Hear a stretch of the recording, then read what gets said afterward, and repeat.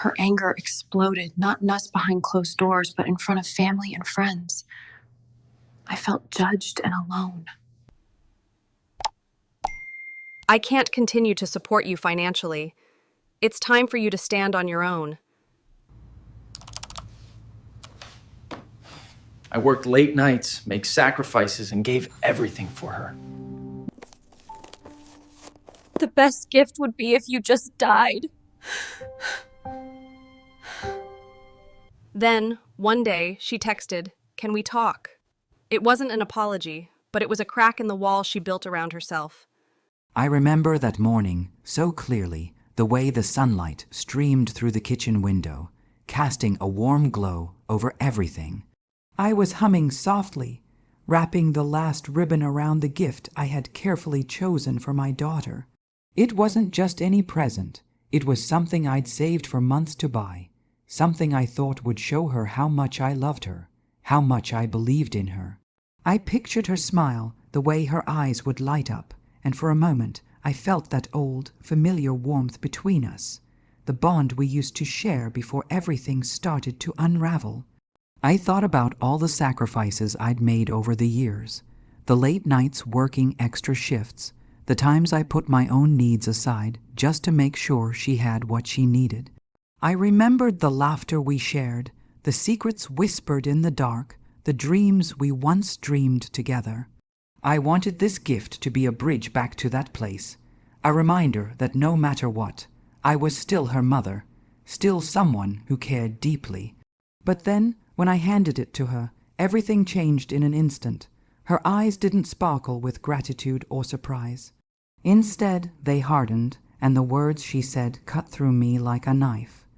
The best gift would be if you just died. I stood frozen, the ribbon slipping from my fingers, my heart shattering into 1,000 pieces. How could she say something so cruel? How did we get here? From love and hope to this cold, brutal rejection. That moment felt like a thunderclap, a sudden storm that tore apart everything I thought I knew about our relationship. I wanted to scream, to cry, to run away, but all I could do was stand there, stunned and silent. The warmth in the room vanished, replaced by a chilling emptiness that settled deep inside me. I knew then that nothing would ever be the same. As the silence stretched on, I felt the first cracks of a painful reckoning forming inside me. What had I missed? Where had I gone wrong? And most terrifying of all, what would I do now? After that devastating moment, I found myself sinking into memories I had tried so hard to bury, memories of a relationship that once felt unbreakable but slowly, painfully, began to unravel. I kept replaying the years in my mind, searching for the cracks I hadn't noticed, the signs I had ignored. Because how could someone who once called me Mom, with such warmth turn into a stranger who wished me dead? I remembered the early days when she was little, how she used to run into my arms after school, her face glowing with excitement over the smallest things. I was her safe place, her biggest cheerleader. I worked 2 jobs to pay for her dance classes, stayed up late helping with homework, and wiped away tears after every heartbreak. I thought those sacrifices meant something. I thought they built a foundation of love and trust. But somewhere along the way, things changed. The late teenage years brought rebellion and distance. I tried to be patient, to understand her struggles, but every conversation seemed to end in frustration or silence. I gave her space, hoping she'd come back to me, but instead, the space grew wider. I sent money when she needed it, sometimes for rent, sometimes for bills, sometimes just because I wanted to help. I thought I was supporting her independence, but it felt like I was just buying her silence, or worse, her indifference. The coldness crept in slowly, like a shadow stretching across a sunny room. She stopped sharing her life with me. Birthday calls became shorter, holidays more strained. I remember one Christmas when she barely looked at me, her eyes distant, her words clipped. I asked if something was wrong, and she snapped, "Why do you even care?" That question haunted me. How could she not see how much I cared? How could she not feel the love I still had for her, even when she pushed me away? The disrespect was harder to bear. Little things at first, ignoring my calls, dismissing my advice, rolling her eyes when I tried to connect. But then it escalated. She started speaking to me with a bitterness I didn't understand, accusing me of controlling her life, of not trusting her. I was stunned. I only wanted to protect her, to guide her. But my intentions didn't matter anymore. The warmth we once shared was replaced by cold accusations and silence. I often wondered if I had failed her somehow. Was I too strict, too lenient? Did I say the wrong things? Or maybe I wasn't there enough. The questions swirled in my mind, but the answers never came. Instead, I was left with a growing ache, a wound that deepened every time she turned away or lashed out. And yet, despite everything, a part of me still hoped. I hoped she would remember the good times, the love beneath the anger. I hoped she would come back to me, even if just a little. But the more I hoped, the more I felt the sting of betrayal. How could someone I loved so fiercely treat me with such cruelty? Then, just when I thought I couldn't feel more broken, the phone rang. It was her. My heart tightened, a mix of dread and reluctant hope. But the words that came through the line weren't what I expected. Instead of a soft apology or a tentative "can we talk?" she demanded more money, more help. Her voice was sharp, impatient, as if I owed her everything without question. That call was the final blow. It wasn't just about the money. It was about respect, about boundaries, about the love that had been replaced by entitlement and bitterness. I realized then that I was standing at a crossroads. I could keep giving, keep hoping, keep hurting, or I could finally protect myself.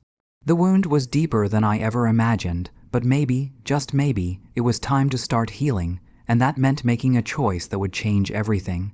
That day started like any other, but by the time the sun dipped below the horizon, everything inside me had shifted. I had spent years trying to hold us together, patching up the cracks with money, patience, and endless hope. But that morning, her words shattered whatever fragile peace remained between us. She called me, her voice sharp and cold, demanding more money again. This time it wasn't just a request, it was a command, laced with bitterness and entitlement. "You don't get to decide what I need," she snapped. "If you cared at all, you'd just give it." I felt the weight of those words like a slap across my face. I wanted to explain, to plead, but something inside me snapped instead. I remembered every late night I'd worked, every sacrifice I'd made, every time I'd swallowed my pride to keep her afloat. And now she was treating me like a bank, not a mother. The love I had poured into her felt like it was being drained dry, replaced by resentment and cruelty. I realized I couldn't keep giving if it meant losing myself. So I made the hardest decision of my life. I canceled the funding.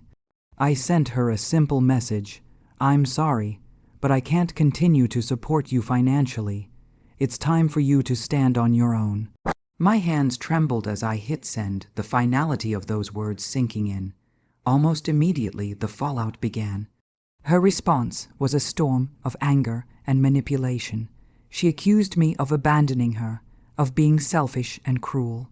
"After everything I've been through, you just cut me off," she wrote, her words dripping with venom. "You're the reason I'm struggling. You're the reason I'm alone."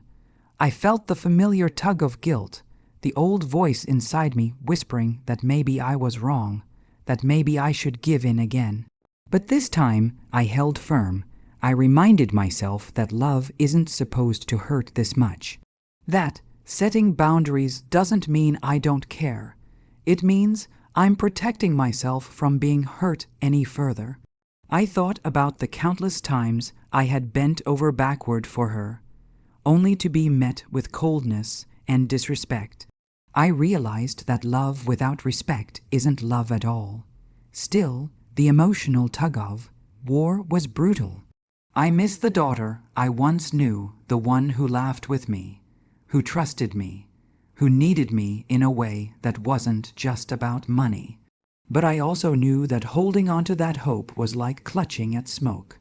I had to let go, even if it meant walking through the fire alone. The days that followed were some of the hardest I've ever faced. I braced myself for the worst anger, silence, maybe even hatred. And yes, some of that came, but there were also moments of unexpected clarity. Friends and family reached out, offering support and reminding me that I wasn't alone. I began to see that reclaiming my power wasn't just about cutting off funds. It was about reclaiming my dignity, my voice, and my worth. I don't know what the future holds with my daughter.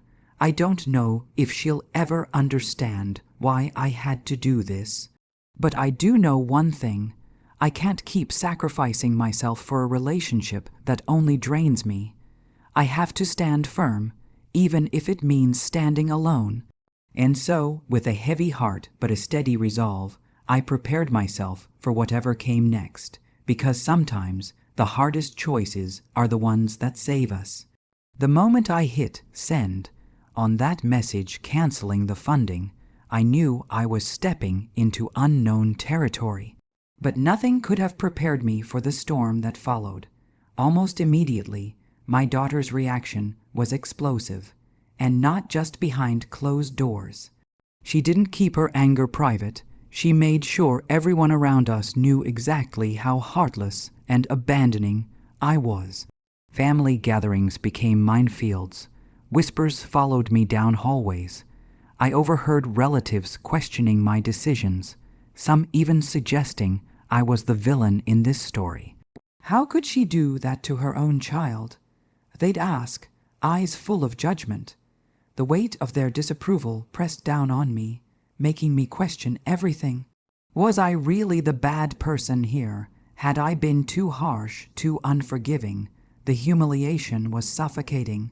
I felt like I was standing alone on a stage, spotlighted and exposed, while the audience whispered their doubts. Even friends who once stood by me seemed hesitant, unsure which side to take. I wrestled with waves of self-doubt, wondering if I'd made a terrible mistake. Was I punishing her too harshly? Was I closing the door on any chance of reconciliation? But amid the chaos, something unexpected happened. A few voices rose in my defense, friends who had seen the years of struggle, family members who understood the sacrifices I'd made. They reminded me that setting boundaries is an act of strength, not weakness. Their support was like a lifeline, pulling me back from the edge of despair. For the first time in a long while, I felt seen not just as a mother, but as a woman who deserved respect and dignity. Then came the twist I never saw coming. One afternoon, a close family member confided in me something I hadn't known. My daughter had been struggling with serious issues, depression, financial troubles, and a toxic relationship that had drained her emotionally and mentally. Suddenly, her anger and bitterness made a painful kind of sense. She wasn't just lashing out at me. She was fighting battles I hadn't been aware of, battles that had twisted her pain into resentment. This revelation didn't erase the hurt or justify the cruelty, but it added layers of complexity to the story. It made me realize that beneath her harsh words was a person drowning in her own pain, desperate for help, but unable to ask for it in a healthy way. It was a heartbreaking reminder that sometimes the people we love the most are also the ones who hurt us the deepest. Despite this new understanding, the path forward wasn't clear. The public fallout continued, and the tension within the family remained thick. But I began to see glimmers of hope. I started reaching out to support groups, connecting with others who had faced similar struggles. Their stories gave me strength and perspective. I learned that I wasn't alone in this, and that healing, though slow and painful, was possible. I also found moments of peace in unexpected places. A kind word from a neighbor, a phone call from an old friend, even quiet mornings where I allowed myself to breathe without guilt. These small acts of kindness reminded me that life could still hold beauty, even in the darkest times. The fallout had torn my world apart, but it also forced me to rebuild it on my own terms. I was learning to stand tall again, to trust my instincts, and to believe in my worth. The road ahead was uncertain, but for the first time in a long time, I felt ready to walk it. After the storm of anger, accusations, and heartbreak, I knew I couldn't keep living in that place of pain and uncertainty. Something inside me shifted the part of me that had been buried under years of sacrifice and self. Doubt began to stir, whispering that maybe it was time to put myself first. Not out of selfishness, but out of necessity. I had to heal to find myself again, and to reclaim the life I'd lost in the shadows of a fractured relationship. The first step was setting boundaries clear, firm lines that I would no longer allow to be crossed. It wasn't easy. Old habits die hard, and the guilt of saying no to my daughter gnawed at me. But I reminded myself that boundaries aren't walls. They're fences that protect the garden of my well-being. I stopped answering every call immediately, stopped rushing to fix every problem she threw my way. I began to say, "I'm here for you, but I can't do this anymore." It was terrifying and liberating all at once. To help me navigate this new path, I sought out therapy. Sitting in that quiet room, talking openly about my fears, my regrets, and my hopes was like breathing fresh air after being underwater for so long. My therapist helped me see that my worth wasn't tied to my daughter's approval or her behavior. She taught me to recognize the difference between love and enabling, between compassion and self-sacrifice. Slowly, I started to rebuild my sense of self, piece by fragile piece. I also joined a support group for parents dealing with difficult adult children. Hearing others' stories so similar to mine, was both heartbreaking and healing. We shared tears, advice, and moments of laughter. For the first time in years, I felt understood, not judged. I realized I wasn't alone in this struggle, and that gave me strength. Meanwhile, my daughter's behavior remained unpredictable. Some days she would reach out with a soft, almost apologetic message, hinting at the daughter I once knew. Other days, the bitterness and anger would flare up again, leaving me confused and exhausted. It was a roller coaster of emotions, and I learned to brace myself for the ups and downs without losing my balance. Through it all, I discovered something powerful. I was stronger than I ever believed. The pain that once threatened to consume me became fuel for growth. I found joy in small things, morning walks, books that inspired me, reconnecting with old friends. I started volunteering at a local community center, pouring my energy into helping others, which in turn helped me heal. This journey wasn't just about surviving, it was about thriving. I was learning to love myself in ways I never had before, to celebrate my resilience, and to embrace the future with cautious hope. I wasn't defined by my daughter's rejection or her harsh words. I was more than that. I was a woman who had faced heartbreak and chosen to rise. Then, just when I thought I had found my footing, something unexpected happened. One evening, I received a message from her, a simple, hesitant text that said, "Can we talk?" It wasn't an apology, not yet, but it was a crack in the wall she had built around herself. My heart raced with a mix of hope and fear. Was this the beginning of reconciliation, or just another twist in a long, painful story? I didn't know what the future held, but I was ready to face it, with strength, with boundaries, and with the knowledge that no matter what happened, I had already reclaimed my power. When she finally said, "Can we talk?" I wasn't sure what to expect. Part of me hoped it was a step toward healing, but another part braced for more pain. We agreed to meet at a quiet cafe, a neutral place where neither of us would feel trapped or cornered. As I waited, my heart pounded not just from nerves, but from the weight of everything that had built up between us over the years. When she walked in, I barely recognized her. The sharp edges of anger were still there, but beneath them I saw something I hadn't seen in a long time: vulnerability. Her eyes flickered with uncertainty, and for a moment I wondered if this was the daughter I had been waiting for all along. We sat down, the silence thick and heavy. Then, without warning, the floodgates opened.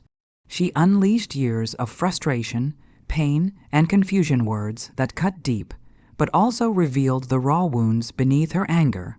She spoke of feeling abandoned, misunderstood, and trapped by expectations she never asked for.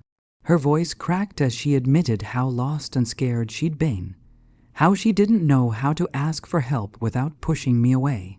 I listened, my own heart breaking with every word, but when it was my turn, I didn't back down. I told her how her words had hurt me, how the cruelty had shattered the bond I thought we shared. I spoke of the sacrifices I'd made, not to control her, but because I loved her fiercely. I explained why I had to set boundaries, not to punish her, but to protect myself from being broken. The tension between us was electric, a storm of emotions swirling in the air. Tears streamed down both our faces as we confronted the truth we'd both been avoiding. For the first time, we weren't hiding behind anger or silence. We were raw, exposed, and painfully honest. Then came the twist, the moment that changed everything. She confessed that part of her bitterness came from guilt. Guilt over how she'd treated me, guilt over the pain she'd caused, and guilt over feeling like she couldn't be the daughter I deserved. It wasn't an excuse, but it was a crack in the armor she'd built around herself. I reached across the table and took her hand, not to fix everything, but to show her I was still here, willing to try, willing to forgive, but only if respect and honesty were part of the deal. I told her that love without respect wasn't enough, and that I needed to see real change, not just promises. That moment was the emotional peak of our story, the raw confrontation where everything was laid bare. It was painful, messy, and imperfect, but it was real. And sometimes real is the only place to start healing. As we left the cafe, the air between us was lighter, but the road ahead was still uncertain. We had taken a step, but the journey was far from over.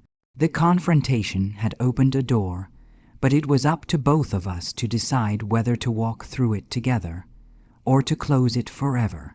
In the weeks that followed our confrontation, I felt a quiet shift within myself, a gentle but powerful awakening. Whether or not my daughter and I would fully heal our relationship, I knew one thing for certain: I had found my own peace. It wasn't the kind of peace that comes from everything being perfect or fixed, but the kind that grows from accepting what is, setting firm boundaries, and honoring my own worth. I began to see myself not just as a mother who had given everything, but as a woman who deserved respect, kindness, and love in return. I learned that my value wasn't tied to anyone else's approval, not my daughter's, not my family's, not even my own doubts. It was something I carried inside me, something no one could take away. Walking away from the toxic patterns that had defined our relationship for so long was one of the hardest things I've ever done. But it was also the bravest. I realized that sometimes love means letting go, not because you don't care, but because you care enough to protect your heart. I stopped apologizing for standing up for myself, and instead, I celebrated the strength it took to say, enough. This journey taught me that self-respect is not selfish. It's essential. It's the foundation for any healthy relationship, and without it, we lose ourselves. I want every woman listening to know that it's okay to put yourself first. It's okay to say no. It's okay to walk away from people who hurt you, even if they are family. I'm sharing my story not because I have all the answers, but because I want you to know you're not alone. If you've ever felt betrayed, hurt, or unappreciated by someone you love, I see you. And I want you to find the courage to reclaim your power, just like I did. So I invite you to share your story in the comments below. Tell me about the boundaries you've set, the moments you've chosen yourself, or the struggles you're still facing.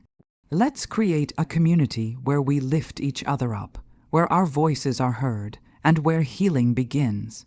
Remember, you are worthy of love that lifts you up, not tears you down. You are strong enough to walk away from what no longer serves you. And you are never alone on this journey. As I look ahead, I don't know exactly what the future holds for my daughter and me. But I do know that whatever happens, I will face it with my head held high, my heart open, and my spirit unbroken. Because I have learned that true empowerment comes from within, and that is a gift no one can take away. Thank you for listening to my story. I hope it inspires you to find your own strength and to never settle for less than you deserve.